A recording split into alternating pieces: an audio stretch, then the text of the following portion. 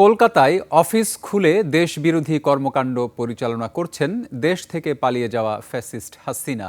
এই অভিযোগ করে বিএনপি প্রশ্ন তুলেছে, ভারত কেন হাসিনাকে পুশব্যাক করছে না? আওয়ামী লীগকে প্রতিষ্ঠিত করতে দেশে একটি সাম্প্রদায়িক দাঙ্গা পরিস্থিতি সৃষ্টির পায়তারা চলছে বলেও আশঙ্কা তাদের। সোহেল সামির রিপোর্ট।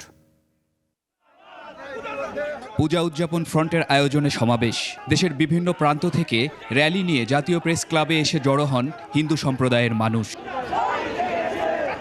অনুষ্ঠানে যোগ দিয়ে বিএনপি নেতা গয়েশ্বর চন্দ্র রায় বলেন, আওয়ামী লীগের ফিরে আসার জন্য দরকার একটি সাম্প্রদায়িক দাঙ্গা।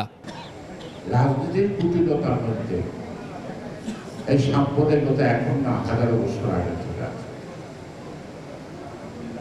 সেই অর্থেই এখন কোনো মানুষই সাম্প্রদায়িক না, কোনো ধর্মের না, কিন্তু কখনো কোনো কিছু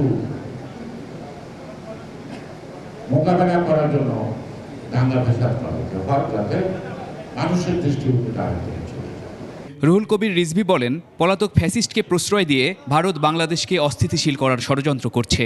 তো এটা তো আমাদের দেশের মানুষ ভাবছে যে কোনো কিছু সেখান থেকে করা হচ্ছে কিনা, সেইটা কিন্তু একটা অত্যন্ত বড় ধরনের কোনো পরিকল্পনা করা হচ্ছে কিনা, এটা আজকে সকলের মনের মধ্যে এই জিনিসটা ক্রিয়া করছে।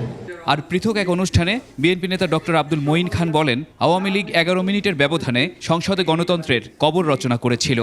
আওয়ামী লীগ কেন গণতন্ত্র থেকে 11 মিনিটের ব্যবধানে জাতীয় সংসদের ভেতরে গণতন্ত্রের কবর রচনা করে একদলীয় শাসন আওয়ামী লীগ কায়েম করেছিল কেন? এদিকে গুলশানে বিএনপি চেয়ারপারসনের রাজনৈতিক কার্যালয়ে 12 দলীয় জোট নেতাদের সঙ্গে বৈঠক করেন দলটির ভারপ্রাপ্ত চেয়ারম্যান তারেক রহমান। এ সময় জনগণের রায়ে দেশকে গণতান্ত্রিক কল্যাণ রাষ্ট্র হিসেবে গড়ে তোলারও অঙ্গীকার করেন তিনি। সোহেল সামি, 21 টেলিভিশন, ঢাকা।